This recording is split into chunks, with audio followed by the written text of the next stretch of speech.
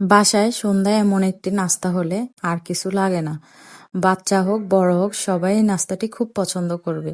আসসালামু আলাইকুম এভরিওয়ান, আশা করি সবাই ভালো আছেন। আলহামদুলিল্লাহ আমিও ভালো আছি।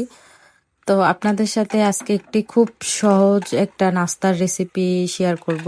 সেটা হচ্ছে আলুর বল বা পটেটো বল, যেটাই বলেন না কেন আপনারা।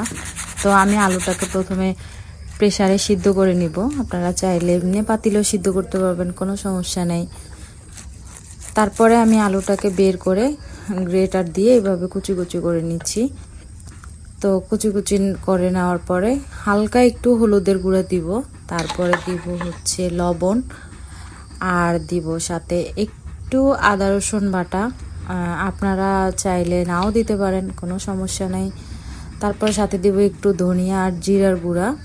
আর হচ্ছে যে আমার একটা মশলা বানানো ছিল বাসাতে, তো ওই মশলাটা দিয়ে দিচ্ছি। আপনারা চাইলে চটপটির মশলা বা যে কোনো মশলাই দিতে পারেন ফ্লেভারের জন্য।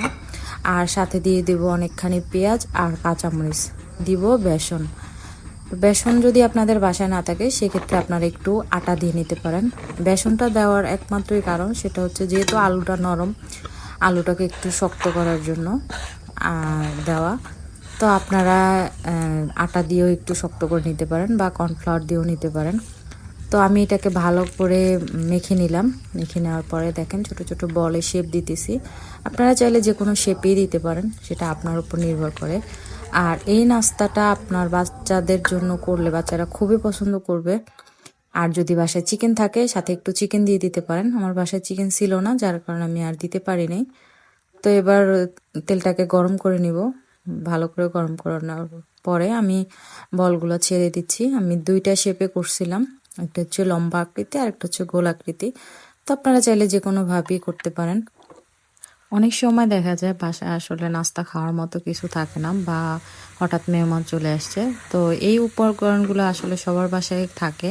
তো আপনারা এই উপকরণ দিয়ে শর্টকাটে নাস্তাটা রেডি করে দিতে পারেন। তো আমার ফ্রাই প্যানে আসলে লেগে যাচ্ছিল, তো আমি এই কড়াইটাতে শিফট করে নিলাম। তো এই তো আমার আলুর বলগুলো হয়ে গেছে। আর এটা খুবই ক্রিস্পি হয়, খুব মজাদার হয়। আপনারাও ট্রাই করে দেখতে পারেন। আল্লাহ হাফেজ।